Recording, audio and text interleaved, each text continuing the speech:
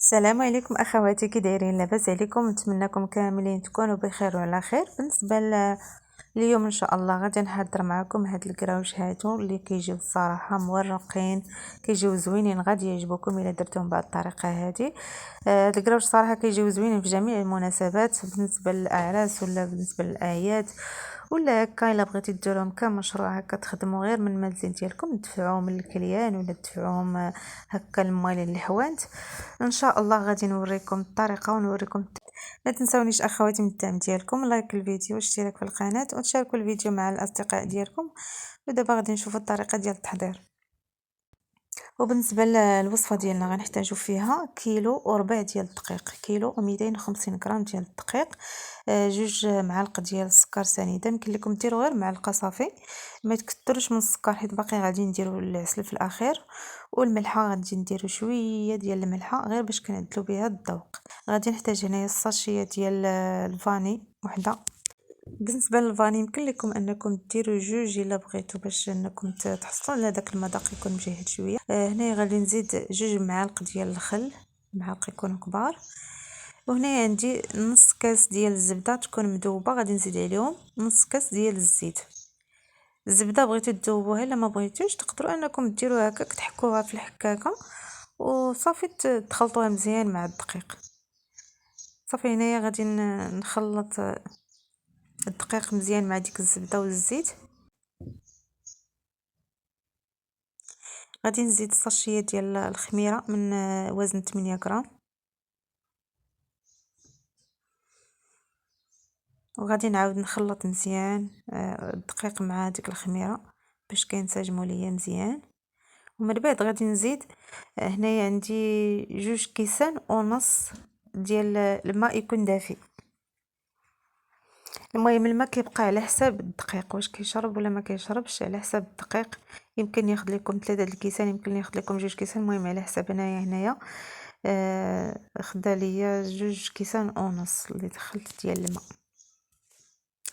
وبالنسبه للعجينه حاولوا انكم تقصحوها شويه، ما ديروهاش يعني ما ديروهاش تكون مرخوفه بزاف، حيت الا جاتكم العجينه مرخوفه غادي تعذبكم في الخدمه ديالها، وحتى الكراوش كيجيو قاصحين بزاف. من الاحسن انكم ديروا العجينه تكون شويه قاصحه هكا، بحال تقريبا بحال ديال الشباكيه. ها نتوما كيف ما كتشوفوا انا راه درت هنايا جوج كيسان ونص، يعني عبرت 3 الكيسان، والكاس الثالث شاط ليا منه النص. صافي غندلكوها غير شويه، يعني بلا ما تعذبوا راسكم معاها بزاف، دلكوها شويه وغادي ديروها في بلاستيكه وتخليوها حتى كترتاح، راه كترخف بوحدها. غير كيف ما قلت لكم انكم تحاولوا انكم تقصوها شويه. انا راه يعني جاتني شويه مرخوفه، عذبتني شويه في الخدمه ديالها. صافي هنا غادي نخليها ترتاح شويه، ومن بعد غادي نرجع باش نقطع على هذا الشكل هكا كيف ما غادي تشوفوا. ومن بعد غادي نورقهم بالدلاك على هذا الشكل هكا كيف ما كتشوفوا، يعني كلهم غادي نورقهم على هذا الشكل وغادي نخليهم حتى كيرتاحوا.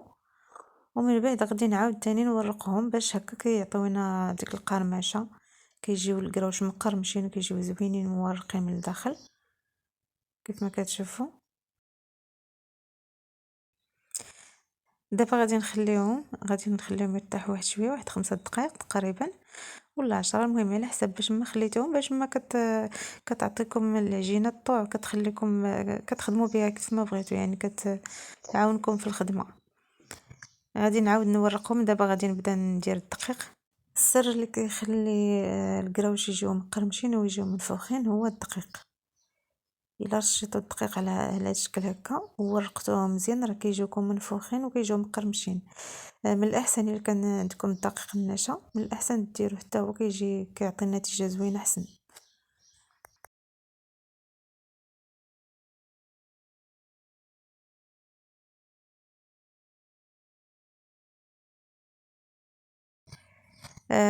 كيف ما كتشوفوا غادي ندوز بالدلاك، ومن بعد غادي نكمل الطورق في في الماكينه.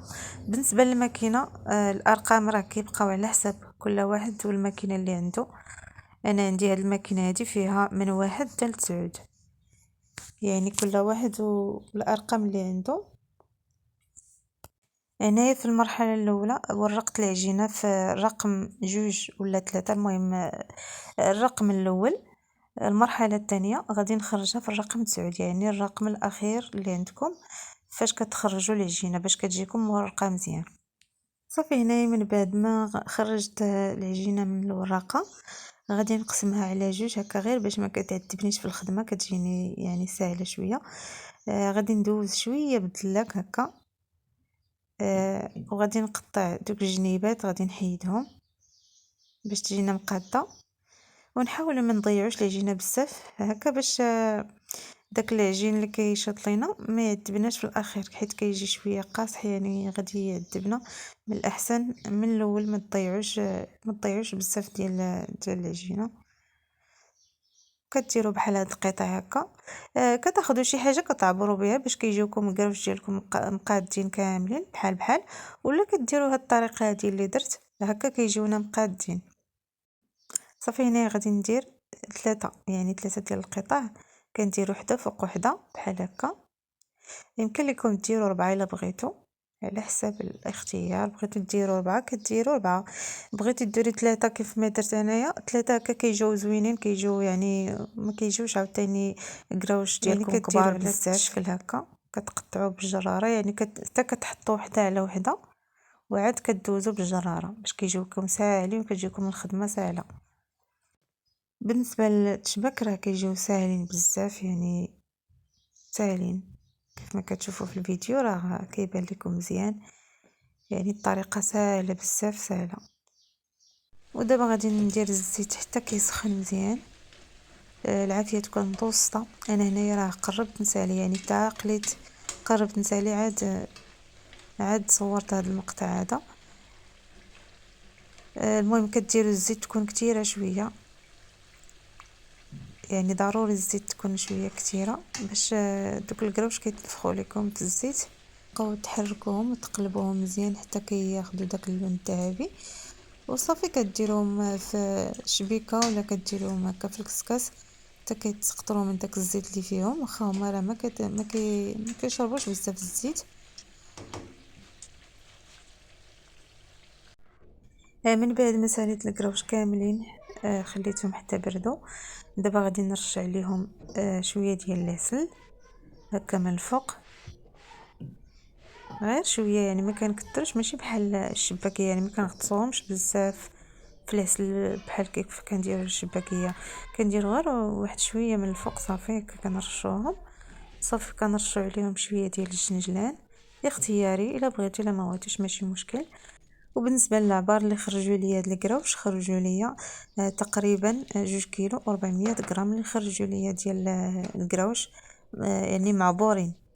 بالنسبه لثمن البيع كتبيعوهم ب 1200 الكيلو، يعني 60 درهم الكليان حتى 70 درهم. الا غادي تدفعوهم للموالي الحوانت راه تقريبا كتدفعوهم ب 1100 الكيلو، باش مول الحانوت حتى هو يقدر يبيعهم ب 60 درهم هكاك، ولا المهم 1300. المهم هو على حسب الجهد ديالو باش غادي يخرجوا ليه. نتوما المهم الا كنتو درتوهم هكا الجمله يعني بالكثره وخرجتوهم من الحانوت راكم كتخرجوهم ب 1100 تقريبا حتى ل 1200. خرجتوهم من الكليان راه كديرهم ب 60 درهم تقريبا حتى ل 70 درهم. بالنسبه هاد البواطات هادو ما كنتش الصراحه ما عقلش تقريبا بالضبط شحال باش شريتهم. كنت شريت باكيه فيها 100 حبه، طاحت عليا تقريبا ب 1300، بحال اللي قلتم ما وصلش درهم للحبه. باش شريتهم، الا شريتوهم هكا جمله راه كيتقاموا عليكم رخاصين. شريتوهم غير الحبه هكا مثلا 10 الحبات ولا 3 ولا 4 راه كيتقاموا عليكم شويه غاليين. من الاحسن الا كنتو غتخدموهم هكا تخدموا مشروع هكا بحال الكراوش بحال الشباكيه، كتشريو باكيه كبيره هكا كتكون فيها 100 حبه كتقام عليكم رخيصه شويه. بالنسبه للعبار قلت لكم خرجوا ليا 2 كيلو و400 غرام النيشان اللي خرجوا ليا. ديال الكراوش. هذا هو الشكل ديال الكراوش ديالنا كيف ما كتشوفوا هكا كيكونوا كيجيو بصراحه مقرمشين وزوينين ومورقين. وإلا كانوا كيعجبوكم بحال هاد المشاريع ما تنسوش تخليو ليا في كومونتير، وان شاء الله مره بقى ندير لكم بحال هاد المشاريع اللي تقدروا ديروهم غير من البيت ديالكم. نتمنى ان الوصفه تعجبكم. الا عجبتكم ما تنساونيش من الدعم ديالكم، لايك واشتراك في القناه وتبارطاجيو الفيديو مع الاصدقاء ديالكم. شكرا لكم على المشاهده، نتمنى ان شاء الله نشوفكم في الفيديو الجاي على خير، وشكرا لكم بزاف على الدعم ديالكم. نتلاقاو في فيديو الجاي ان شاء الله.